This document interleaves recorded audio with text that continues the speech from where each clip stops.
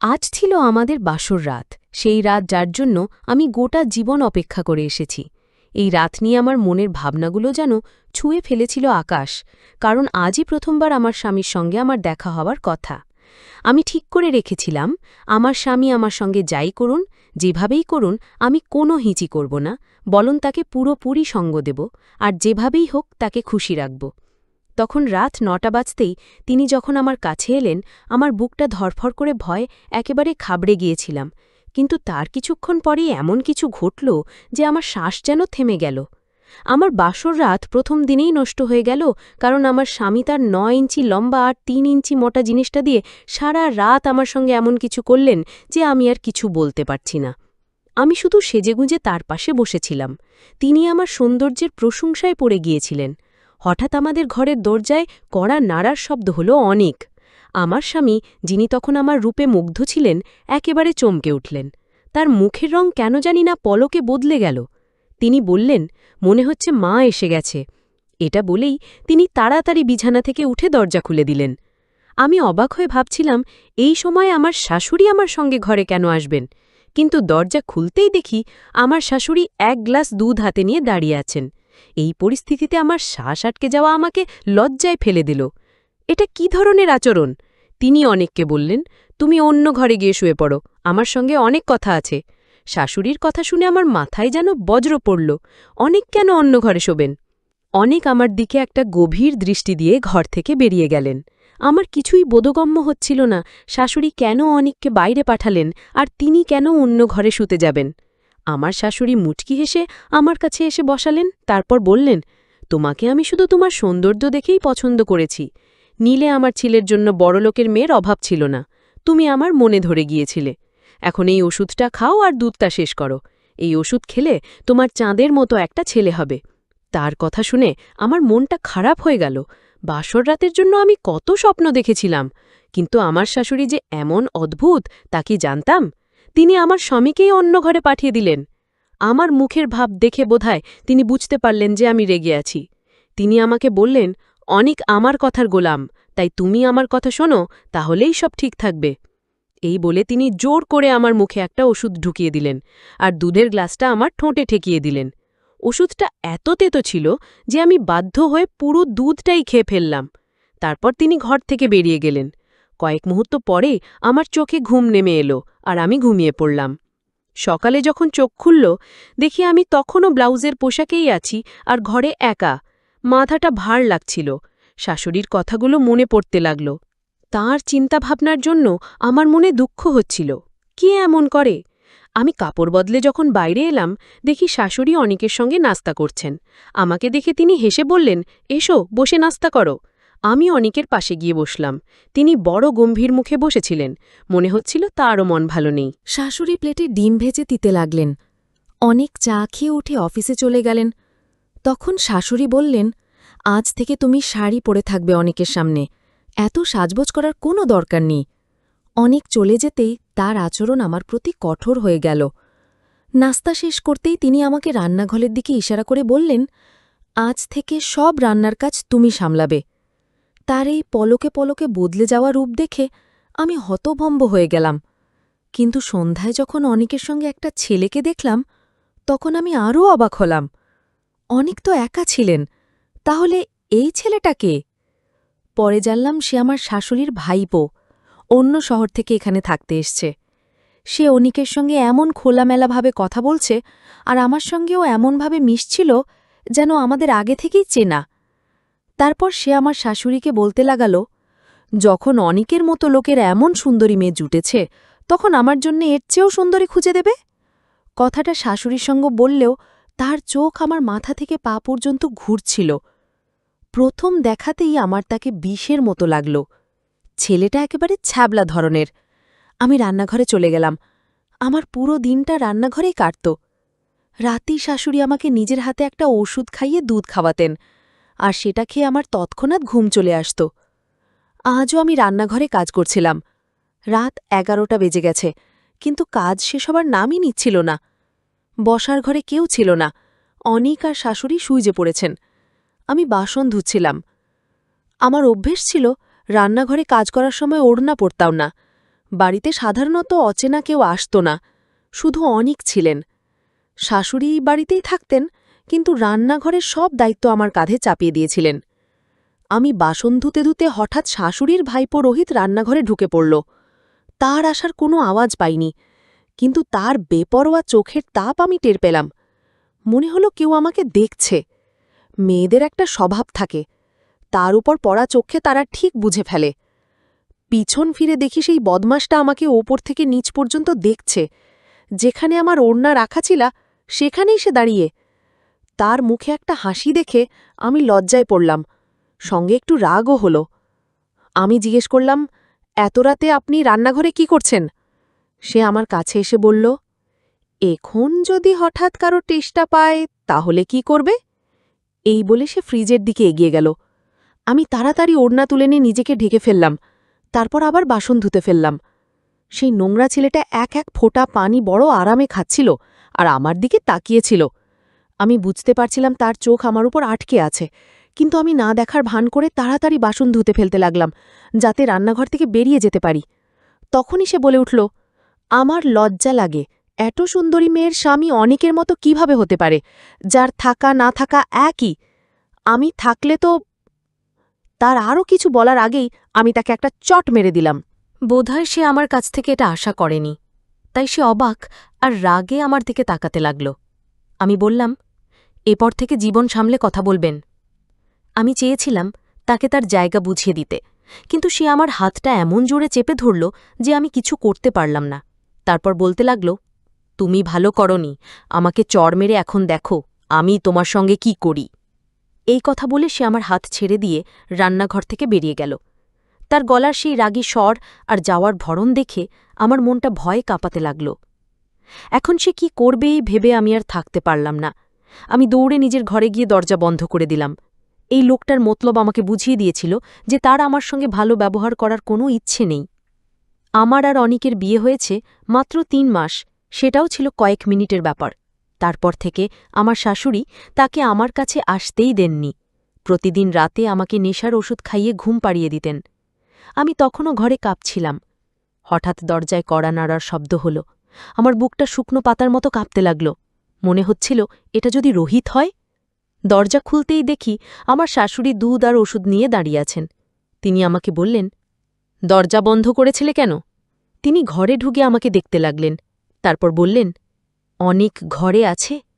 আমি মাথা নেড়ে না বললাম। মনে হয় তার ভয় ছিল অনিক ঘরে আছে কিনা। দরজা ভেতর থেকে বন্ধ দেখে তিনি সাধারণত আমাকে বন্ধ করে ঘুমোতে দিতেন না।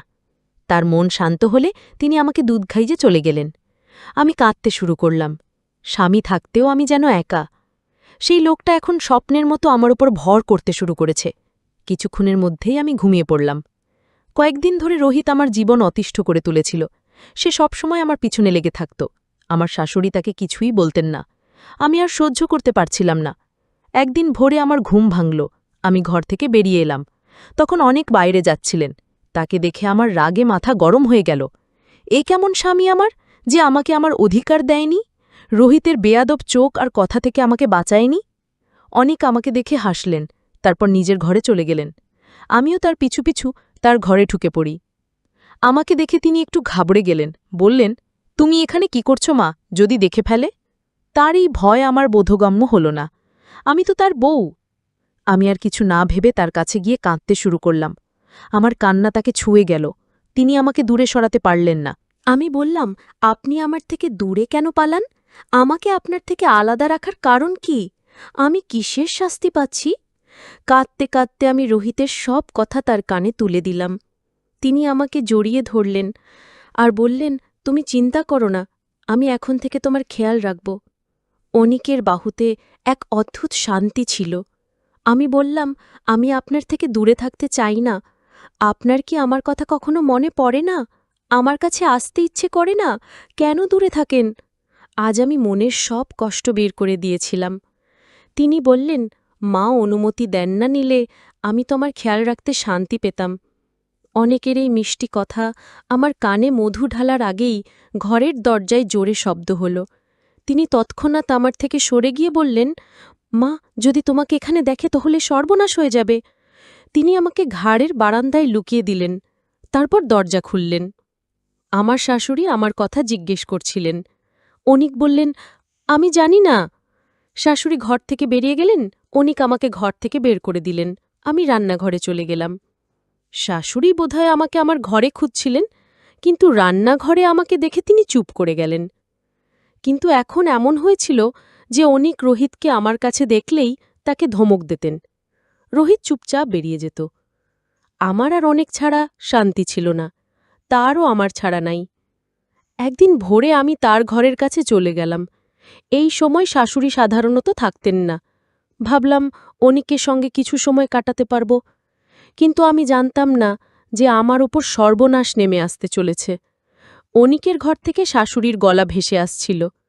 অনিক জোরে বলছিলেন, মা, এখন আর কি চান? ও আমার বউ, আমি আর ওর থেকে দূরে থাকব না। শাশুড়ি বললেন, তুই কি পাগল হয়ে গেছিস? ও যদি তোর কাছে যায় তাহলে তোর সত্যি জানতে পেরে তোকে ঘৃণা করবে। আমি ভাবতে লাগলাম, অনিকের এমন কি রহস্য থাকতে পারে যে জানলে আমি তাকে ঘৃণা করব? শাশুড়ি বললেন, তোর ঘর ভালো করে বন্ধ করে রাখ। রাতে যদি ও তোকে দেখে ফেলে তাহলে সব শেষ হয়ে যাবে। এটা শুনে আমি হতবম্ব হয়ে গেলাম। কি এমন জিনিস আছে যে রাতে অনিককে দেখলে খারাপ কিছু হবে? আমি ঠিক করলাম আজ থেকে রাতে ওষুধ খাব না। রাত হলেই অনিকের ঘরে যাব। শাশুড়ি বেরিয়ে যেতেই আমি ওষুধটা বালিশের নিচে লুকিয়ে দুধটা খেয়ে ফেললাম। তারপর বাথরুমে গিয়ে ওষুধ ফেলে দিলাম। রাতে অনিকের ঘরে চলে গেলাম। তার দরজা বন্ধ ছিল না, ঘাড়ের আলো জ্বলছিল। ঘরে ঢুকতেই আমার পায়ের তলার মাটি সরে গেল। আমার শাশুড়ি আমার সঙ্গে এত বড় অন্যায় করেছেন? আমি অনেকের সত্যি জেনে গেলাম। চোখ দিয়ে রক্তের অশ্রু ঝরতে লাগল। আমি কল্পনাও করতে পারিনি যে শাশুড়ি আমার জীবনটা নষ্ট করে দেবেন। অনেক আমাকে দেখেননি, কিন্তু আমি সব সত্যি জানতে পেরেছিলাম। সারাদিন আমি রান্নাঘরে কাজ করিনি, কিছুই করিনি। শাশুড়ি যখন আমার ঘরে এলেন, আমি বললাম, আপনি আমার সঙ্গে অনেক বড় জুলুম করেছেন। আপনি আমার থেকে লুকিয়েছেন যে আপনার ছেলে এমন। আমি আর আপনার বাড়িতে থাকব না। আমার কথা শুনে তার মুখ ফ্যাকাশে হয়ে গেল। আমি বাড়ি ছেড়ে যেতে গেলাম। তিনি বললেন, আগে আমার কথা শোনো, তারপর চাইলে চলে যেও, আমি আটকাব না। তারপর তিনি যে সত্যি আমার সামনে তুলে ধরলেন তা শুনে আমি থমকে গেলাম। তিনি কাঁদতে কাঁদতে সব বলে দিলেন। তার কথা শুনে আমি যাওয়ার সিদ্ধান্ত বদলে ফেললাম। রাতে আমি আবার অনেকের ঘরে গেলাম। অনেক মেয়েদের পোশাক পরে আছেন, মুখে মেকআপ, মাথায় লম্বা চুলের পরচুলা। আমাকে দেখে তিনি কিছুক্ষণের জন্য স্তব্ধ হয়ে গেলেন। তারপর বললেন, তুমি ঘরে কিভাবে এলে? মনে হয় তিনি এই কারণে ভয় পাচ্ছিলেন। আমি বললাম, আমি আপনার সত্যি জেনে গেছি। আপনার মা আমাকে সব বলে দিয়েছেন। আমার কথা শুনে অনেক আমার কাছে এসে বললেন, এখন থেকে তুমি আমার কাছেই থাকবে। আমি হ্যাঁ বলতেই তিনি খুশি হয়ে গেলেন। অনেক আমাকে বললেন, তিনি নিজের সব কিছুর প্রতি খুব ভালোবাসেন, কিন্তু মেয়েদের পোশাক পরতে পারাটা তার কাছে একটা ছাড়পত্রের মতো। আসলে তিনি যা ছিলেন না তার থেকে অনেক বেশি জটিল মানুষ। তার ছোটবেলা থেকেই মেয়েদের মতো থাকার শখ ছিল। এই শখটা তার উপর এমনভাবে চেপে বসেছিল যে এটা তার জীবনের একটা অংশ হয়ে গিয়েছিল। আমার শাশুড়ি তার সামাজিক কাজের জন্য সারাদিন বাড়ির বাইরে থাকতেন। অনেকের দেখাশোনার জন্য একটা মেয়েকে রাখা হয়েছিল। সেই মেয়েটার সাজগোজের খুব শখ ছিল। সে নিজে শাশুড়ির শাড়ি পরত আর অনেককেও সেই রকম পোশাক পরিয়ে তার মেকআপ করে দিত। ছোটবেলা থেকেই অনেক শাশুড়ির শাড়ি পরে মেকআপ করে সেজে উঠতেন। তার এইসব আচরণের দিকে শাশুড়ি কখনো বেশি নজর দেননি। সেই মেয়েটা রাতে অনেকের সঙ্গে শুত, তাকে গল্প শোনাত আর মেয়েদের মতো সাজিয়ে তুলত। ছোটবেলায় এসব করতে করতে এটা তার অভ্যেসে দাঁড়িয়ে গিয়েছিল, আর পরে এটা তার স্বভাবের অংশ হয়ে গেল। এখন আমার শাশুড়ি এই অভ্যেস নিয়ে খুব চিন্তায় ছিলেন, কারণ অনেক এটা ছাড়তে রাজি ছিলেন না। শাশুড়ি অনেকে চিকিৎসার জন্য ডাক্তারের কাছে নিয়ে যাচ্ছিলেন। তিনি ওষুধও খাচ্ছিলেন, কিন্তু তেমন কিছু ভালো হচ্ছিল না।